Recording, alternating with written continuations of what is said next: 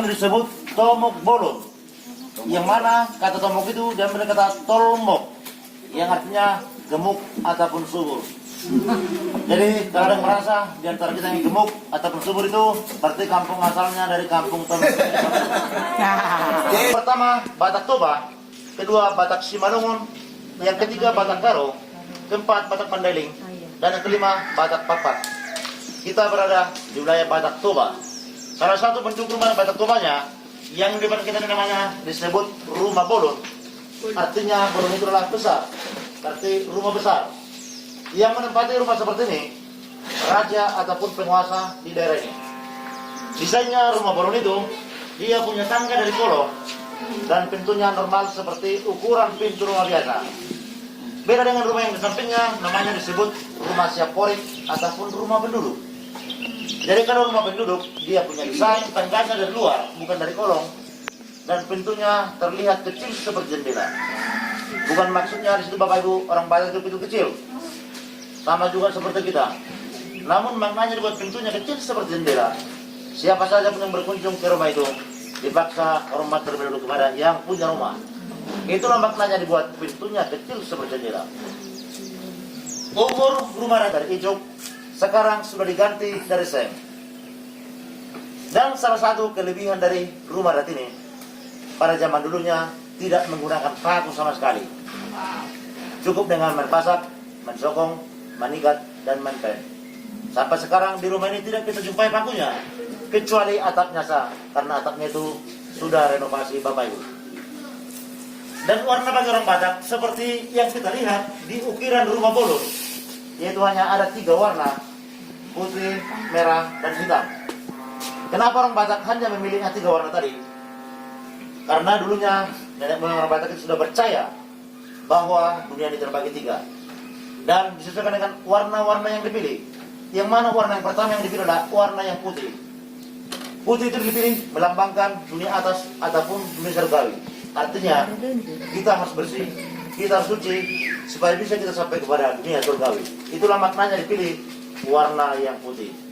Sedangkan warna yang kedua, warna yang merah. Merah itu identik dengan darah. Dan warna merah itu dilambangkan dengan dunia yang kita hidup sekarang ini Bapak Ibu. Orang Batak itu dunia tengah. Sedangkan warna yang ketiga, warna yang hitam. Hitam itu adalah gelap.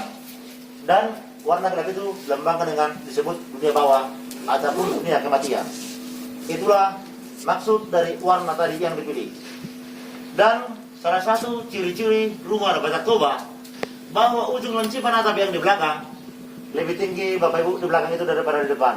Itu ada selisihnya tanah Batak. Akhirnya babi dan anjingnya takut sama orang Batak. Jadi kalau dulunya orang Batak itu sangat takut terhadap melihat babi ataupun anjing. Tadi semenjak masuk agama Kristiani ataupun Islam, babinya ataupun takut anjingnya yang takut sama orang Batak ya. Karena takut nyam-nyam nanti. Jadi itulah kan dulunya ada seorang raja, nama rajanya adalah Raja Rahat. Raja Rahat ini hanya mempunyai 1 orang anak saja, anak tunggal. Nama anaknya itu Simanggale. Jadi menjelang dewasa putra tunggalnya ini, Simanggale ini, diutus ke perang untuk memperluas wilayah kekuasaan. Namun dalam peperangan itu putra tunggalnya ini terbunuh Bapak Ibu. Oleh karena putra tunggal telah meninggal, Raja Rahat itu ataupun ayah itu bersedih. Lama kelamaan raja stres dan dikatakan sudah hilang ingatan. Karena bagi orang Batak, anak laki-laki adalah segala-galanya. Jadi sudah dicoba beberapa dukun untuk mengobati raja itu, tetapi dukun tidak ada yang berhasil mengobati Raja Rahat itu Bapak Ibu.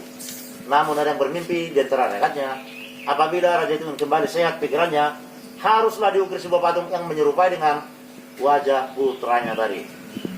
Bapak Ibu menghormati, patung si gala-gala ini dulunya bisa menari sendiri ataupun menortor disebut tanpa digerakkan oleh dalang dari belakang. Jadi kalau sekarang ini pakai dalang, dulunya pakai black magic, dibuatlah acara pemanggilan roh, acara ritual. Disitulah dukun memanggil arwah dari Simanggale yang meninggal itu dan dimasukkan ke patung ini. Setelah musik dibunyikan selamat Zuarjo malam, patung si gala-gala ini menari seperti manusia menghibur raja tadi. Jadi melihat itu, Raja Rahat itu sangat senang. Dia berpikir bahwa seorang putra tunggalnya itu telah hidup kembali. Dengan melihat itulah selamat Zuarjo malam tadi, Raja Rata itu Bapak Ibu bisa kembali sehat pikirannya. Dan namanya dulu si Manggale, sekarang sudah kami ganti menjadi si Gale-Gale, yang mana artinya Gale-Gale itu adalah lemah gemulai yang terbuat dari kayu, bisa menarik seperti manusia. Jadi sekian informasi yang diberikan kepada Bapak Ibu. Kalau ada kurang jelas, boleh Bapak Ibu